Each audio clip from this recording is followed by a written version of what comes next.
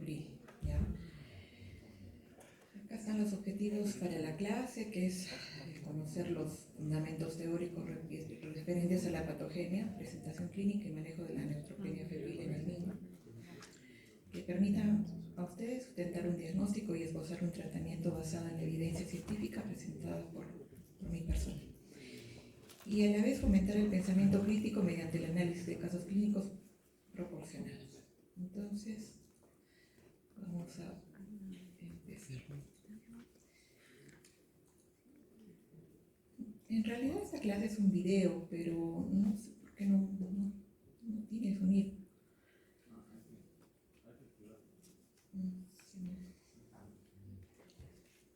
No tiene sonido. Entonces, los neutrófilos son células efectoras, ¿no?, de la actividad de la inmunidad innata como una actividad crítica en la fagocitosis.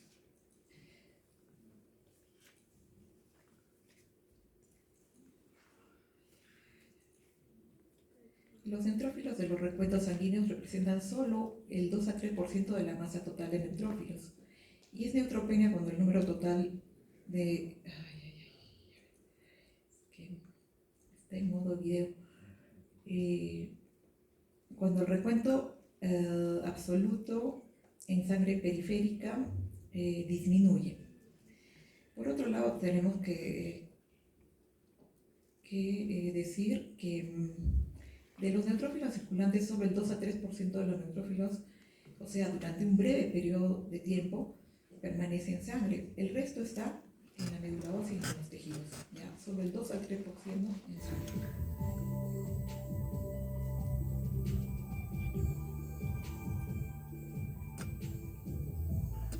Justamente acá está de dónde derivan los neutrófilos, ¿no? A partir de una célula mieloide multipotente, y a través de unos factores estimulantes derivan justamente las células inmunitarias, granulocitos, macrófagos, ¿ya? Entonces es una parte de la célula de la línea mieloide.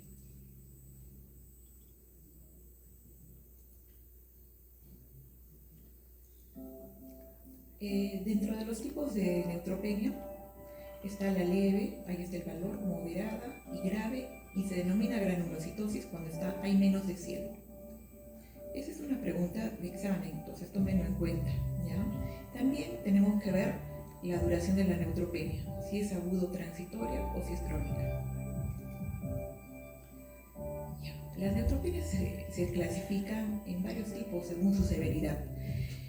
Se consideran severas a cuáles? Las neutropenias congénitas, también las neutropenias cíclicas sin tratamiento, y de riesgo moderado las neutropenias cíclicas en tratamiento con factor estimulante, que enseguida vamos a ver. Dentro de las neutropenias inmunomediadas, generalmente estas son de bajo riesgo. Y otras causas de alto riesgo son la aplasia medular y la infiltración leucémica, que son las más frecuentes, son de alto riesgo. Esta clasificación es importante porque de ahí deriva el tratamiento, ¿ya? De bajo riesgo, cuando hay hiperesplenismo, por ejemplo, deficiencia de vitaminas y la neutropenia crónica idiopática.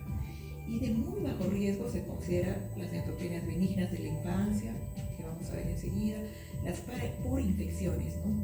Por ejemplo, virus tipo citomegalovirus, algunos fármacos que producen neutropenia.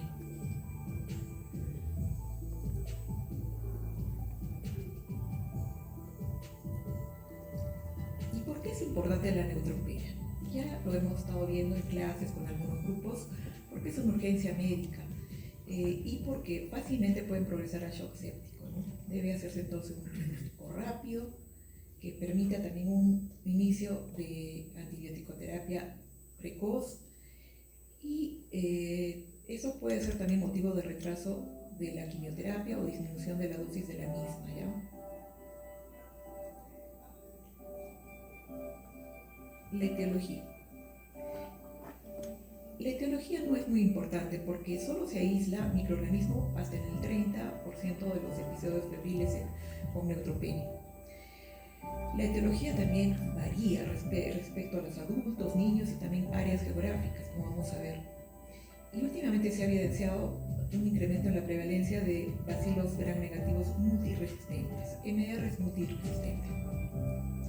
Por ejemplo, esta tabla epidemiológica es de Chile, ya donde los principales causantes de neutropenia febril son el Streptococcus viridans, la E. coli, Pseudomonas, Klebsiella, estos dos asociados a infecciones intrahospitalarias, pero estos dos, este de acá y este de acá, sobre todo es por manipulación a partir de los catéteres, ¿no? Toma de muestras. Luego es importante también señalar que otra causa es la cándida, ¿no? En una neutropenia febril siempre hay que pensar también en hongos. Y el resto ya son un poco más difíciles de encontrar en los cultivos.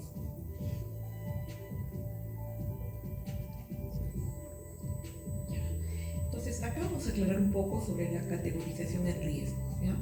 Bajo riesgo, como dijimos, neutropenia aislada transitoria. Medio, neutropenia idiopática crónica, autoinmune y cíclica. Y alto, cuando tiene mala apariencia, neutropenia congénita grave y anemia plástica. Entonces vamos a ir viendo cada uno. Entonces dijimos bajo riesgo cuando las células se encuentra esta celularidad en un paciente previamente sano, en la postinfecciosa y la neutropenia crónica benigna. El manejo debe ser según la clínica y edad. En general hay que hacer un seguimiento estrecho extrahospitalario mientras persiste la fiebre. Se puede dar de alta al paciente. Ahora, en las de riesgo moderado vamos a encontrar esta celularidad, ¿no? Hasta 500. El manejo es un poco más controvertido porque no se sabe si darle de alta o hospitalizarla, ¿no? Tenemos que pedir otros análisis, considerar la edad, el ambiente familiar y la posibilidad del acceso al hospital. Entonces acá tenemos la neutropenia autoinmune crónica. Nos dicen que debemos manejarla extrahospitalariamente. La neutropenia cíclica con tratamiento con factor estimulante, ¿no? Y sobre todo cuando encontramos úlceras orales, gingivitis, bacteriemia, posibilidad de peritonitis, ¿no? Seguimiento estrecho también extrahospitalario. O en estos casos donde se encuentre un foco, hospitalizar y dar antibiótico terapia. Y de alto riesgo es la neutropenia grave, menos de 500, cuando la causa es desconocida, sobre todo si es un lactante pequeño o neonato. Tratamiento hospitalario y con antibiótico terapia endovenosa amplia. También hay que evaluar el estado general, la historia familiar, antecedentes de síndromes y afectación de otras líneas hematopoyéticas. Dentro del alto riesgo también se encuentran los niños con afectación del estado general, con neutropenia de cualquier etiología, como enseguida vamos a ver en los casos clínicos, la neutropenia congénita severa y la anemia plástica. Estos son los focos que podemos encontrar, ¿no? Y el tratamiento en todos los casos de alto riesgo es hospitalario.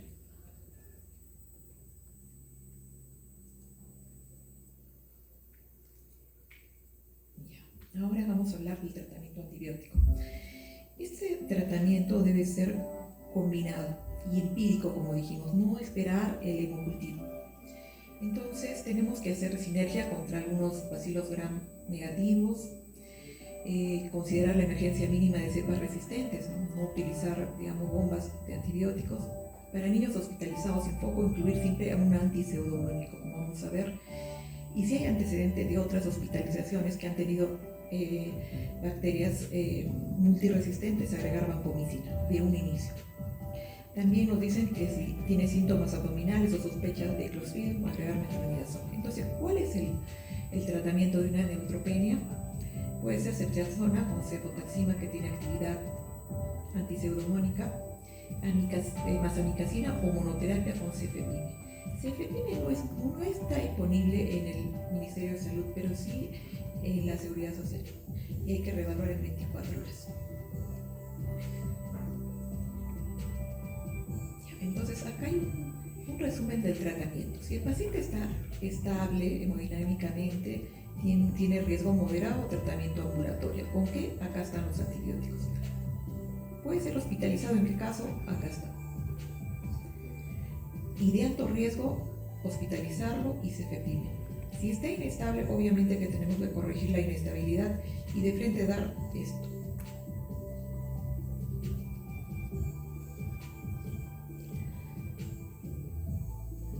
El anterior es el algoritmo para pacientes no oncológicos. Esto es para oncológicos, ¿no? Pacientes oncológicos. Igualito hay riesgos. De bajo riesgo, tratamiento ambulatorio por vía oral, los mismos antibióticos y hacer un seguimiento para verificar la infección, ¿no? Si es de alto riesgo, empezar con un beta-lactámico, antiseudomónico, y hemos visto cuáles, y considerar que siempre combinar. El seguimiento que vamos a hacer, bueno, vamos a ver el resultado de los cultivos. Y si está hemodinámicamente estable, pero con un riesgo de colonización por bacterias multiresistentes, donde hay ajustar la antibiótico-terapia de acuerdo a los anteriores tratamientos, ¿no? Lo que ha resultado en el hemocultivo. Igualmente, una supervisión estrecha. Si está hemodinámicamente inestable, también lo mencionamos, un carbapénico más un antibiótico contra bacilos gram negativos resistentes y también contra cándida. Acá está que mínimo debe ser por 7 días en estos casos. Ahora vamos a ver dos casos clínicos interesantes, ¿no? Respecto al tema.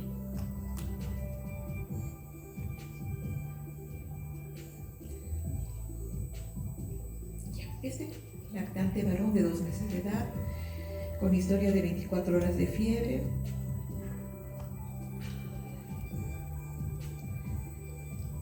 asociada a vómito y una disminución de la consistencia de las deposiciones. En total dice que ha hecho 6 deposiciones.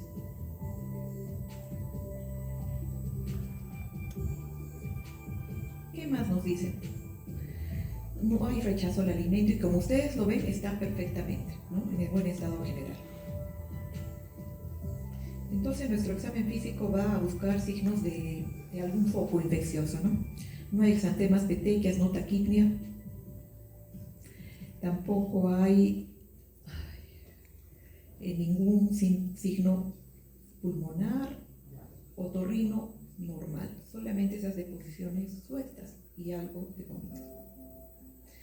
Se le pide un hemograma que sale 4.100 leucocitos. Neutrófilos totales 700. ¿No? Es una neutropenia, y hemos dicho moderada. Hemoglobina mide 10.5, tiene también anemia, plaquetas normales. 24 horas después de haberlo dejado en observación, tenemos estos resultados que baja más todavía los neutrófilos. Las otras líneas celulares se mantienen. Dentro del bioquímico, glucosa, potasio, como pueden ver, negativo, proteína C reactiva también 0.9, procalcitonina 0.14, o sea, normales. Y microbiología se toma muestra para hemocultivo, urocultivo, coprocultivo y detección de antígenos de adenovirus en heces. Estaba con diarrea. Entonces, vamos a ver cuál sería el diagnóstico y actitud a tomar. Se trata de una neutropenia severa en el que hay que iniciar urgentemente antibióticos por vía intravenosa. Se trata de una neutropenia transitoria y puede regresar a su domicilio. O paciente con neutropenia severa, presumiblemente inmunocompetente, por lo que no requiere iniciar antibióticos por vía endovenosa, pero sí sería prudente hospitalizar. Entonces, ¿cuál piensan que podríamos hacer en este caso? ¿Qué cosa podríamos hacer con el paciente? La primera respuesta, la segunda o la tercera. La tercera, ¿no es cierto?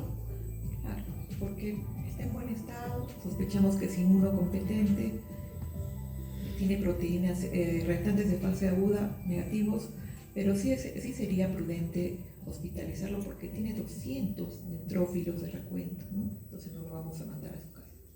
Ya. Y acá hay un casito de un paciente oncológico. Se trata de un escolar de 5 años con diagnóstico de LLA, ¿no? Hospitalizado para recibir su esquema de quimioterapia. A la semana de recibirla presenta fiebre, cuantificada en cuanto, vamos a ver, más de 38 grados, también con tos. Y recibió ceftriaxona y clindamicina, es lo habitual en una neumonía en un paciente de riesgo. Al examen físico, regular estado general, taquipnia, crépitos en hemitórax derecho, en base de hemitórax derecho.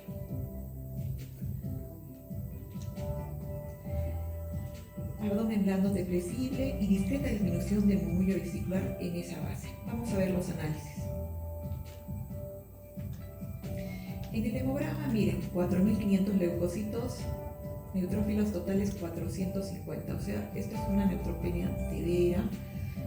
La hemoglobina también está baja, plaquetas normales. 24 horas después, el recuento total está 200, o sea, igual que en el caso anterior, ha bajado más todavía, ¿no?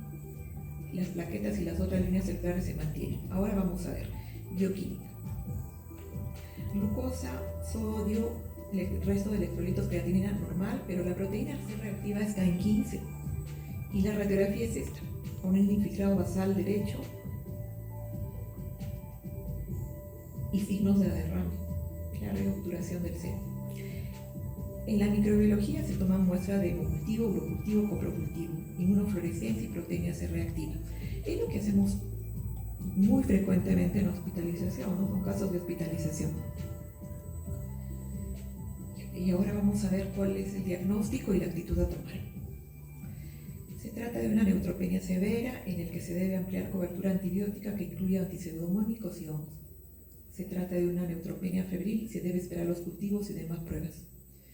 Y la otra opción es paciente con neutropenia severa de foco neumónico y se debe ampliar cobertura antibiótica que incluya antipseudomónicos y hongos y además vigilar el derrame pleural. Entonces está sencillo, ¿no? Así son las preguntas también en el examen, son de aplicación, ¿no? Entonces, esa es la respuesta. La cosa es dar una leída más a que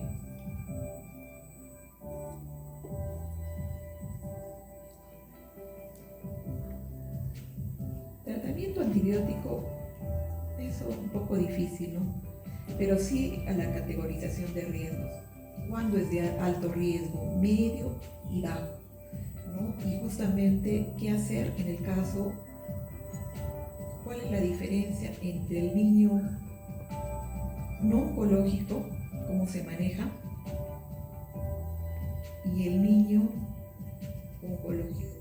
¿Ya? Entonces, en eso, esos algoritmos son los que hay que repasar un poquito y las preguntas son de aplicación, similares a las que les he presentado.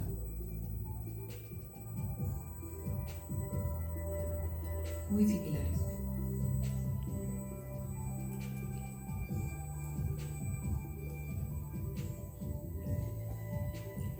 Listo.